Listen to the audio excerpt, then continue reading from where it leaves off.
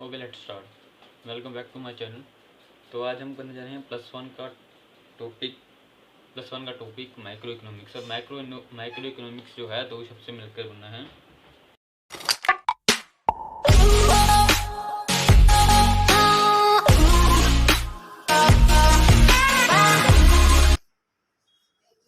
Which is one micro and economics. अब micro economics और macro economics में फ़र्क क्या होता है और ये लगती कब है? तो माइक्रो इकोनॉमिक्स लगती है +1 के अंदर और मैक्रो लगती है +2 के अंदर। माइक्रो मतलब छोटे लेवल पे स्टडी करना, मैक्रो मतलब लार्ज स्केल पे स्टडी करना। अब सपोज हम एक स्कूल की स्टडी कर रहे हैं, अभी एक स्कूल में इतने बच्चे हैं, 80% से अब किसने लिए हैं, 80% से कम किसने लिए हैं, तो वो तो एक स्कूल की स्टडी होगी माइक्रो इकोनॉमिक्स। और पूरे पंजाब के स्कूल या पूरे इंडिया के स्कूल की स्टडी होगी मैक्रो इकोनॉमिक्स। तो स्टार्ट करते हैं। तो जी मैक्रो इकोनॉमिक्स इकोनॉमी होती है जो हेल्प करती है सिस्टम को रन करने में। और अब सिस्टम होता क्या है? विच प्रोवाइड, सिस्टम जो हमारे को मीन्स टू वर्क और टू अर्न लाइफस्टाइल। अब इकोनॉमी होगी तो हमारे को वर्क मिलेगा, तो हम अच्छी लाइफस्टाइल जिएंगे। अब आपने कई बार सुना होगा Chinese economy, Russian economy, Indian economy, तो वो चीज़ें होती हैं ये।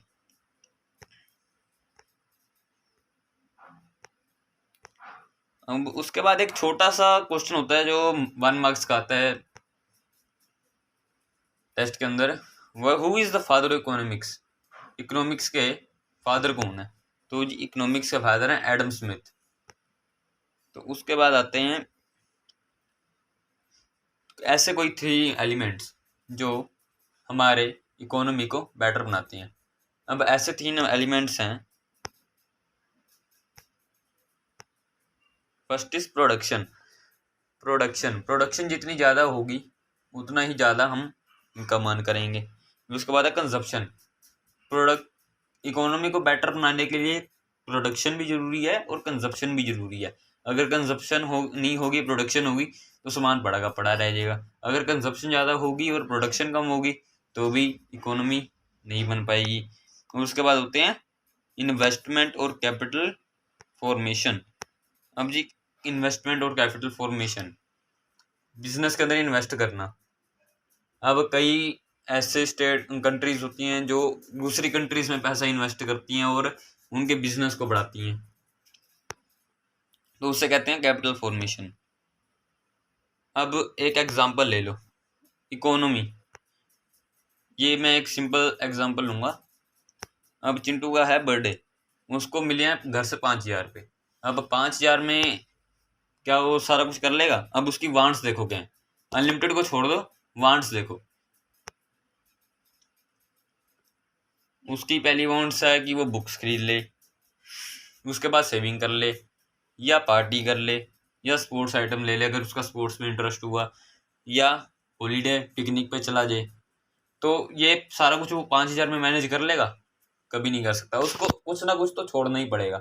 तो ह्यूमन नेचर ऐसी होती है, अभी अगर उसको एक चीज़ मिल जाए ना तो वो सेटिस्फाई नहीं होता, उसको फिर उससे ज़्यादा चाहिए। अब जैसे हमारी उम्र में देख लो, पहले हमारे को साइकिल चाहिए, साइकिल के बाद फिर मोटरसाइकिल चाहिए या एक्टिवा चाहिए, फिर एक्टिवा मोटरसाइकिल के बाद कार चाहिए, फिर उससे भी बड़ी कार चाहिए, फिर उससे भी बड़ी कार चाहिए। कई का सपना होता है भी अपना खुद का प्राइवेट हेलीकॉप्टर हो, ठीक है ना। अब उसके बाद ये आता है what is economic problem. Economic की प्रॉब्लम क्या है? जो कि है चॉइस। अब ये चॉइस होती कितने टाइप्स की हैं? लिमिटेड रिसोर्स होते हैं, ये मतलब 5,000 रुपये उसके लिमिटेड रिसोर्स थे, तो उसके अंदर उसको अपनी अनलिमिटेड वांट्स को पूरा करना था। अब जी लिमिटेड रिसोर्स का मतलब है भी अगर लिमिटेड बजट, अब एक सरकार का लिमिटेड बजट होता है, उसने सारी स्टेट्स के अंदर उसको डिवाइड करना होता है। तो फिर जब उस सारी स्टेट के अंदर डिवाइड होगा वो, तो वो देखेंगे भी कौन सी जगह पे ज़्यादा पैसा इन्वेस्ट करना है, कौन से सेक्टर में ज़्यादा इन्वेस्ट करना है, कौन से सेक्टर में कम करना है। भी एजुकेशन में कितना इन्वेस्ट करना है, इंडस्ट्रियलाइजेशन में कितना इन्वेस्ट करना है, उसके बाद या फिर बैंकिंग इंस्टीट्यूशन या फाइनेंशियल इंस्टीट्यूट में कितना वो करना है, तो हमारी इकोनॉमिक प्रॉब्लम ये होती है कि हमारे पास रिसोर्स लिमिटेड होते हैं पर हमारी वांट्स अनलिमिटेड होती हैं। तो फिर उसके बाद होते हैं रीज़न क्या है भी हमारी इकोनॉमिक प्रॉब्लम जो आती है। तो ये लिमिटेशन ऑफ रिसोर्स की लिमिटेशन है। ये नहीं भी हमारे पास पैसे ज़्यादा आए तो हम लोग कुछ भी ले सकते हैं। रोज रिसोर्स जो है हमारे पास लिमिटेड होते हैं। फिर उसके बाद हमारी अनलिमिटेड वांट्स होती हैं। फिर उसके बाद हमारे होते हैं अल्टरनेटिव यूजेस। अब कोई मशीन के अंदर बिजली यूज़ कर रहा है, कोई हाउस होल्ड के अंदर बिजली यूज़ कर रहा है, तो उसका अल्टरनेटिव यूज़ के कारण कंजप्शन बढ़ती है और कंजप्शन से रेट हाई होता है और लिमिटेशन ऑफ रिसोर्स की वजह से दिक्कत थोड़ी वो आती है। और अनलिमिटेड वांट्स मतलब बेइंतहा कोई चीज़ को पाने की इच्छा रखना। अब मैंने एग्जाम्पल बताया था भी बाइक, साइकिल के बाद बाइक, बाइक के बाद कार। तो ऐसे ऐसे अनलिमिटेड वांट्स होती हैं जो ह्यूमन नेचर कभी भी सेटिस्फाई नहीं होती। अब इकोनॉमिक्स होती क्या है, अब आएंगे इकोनॉमिक्स की डेफिनेशन।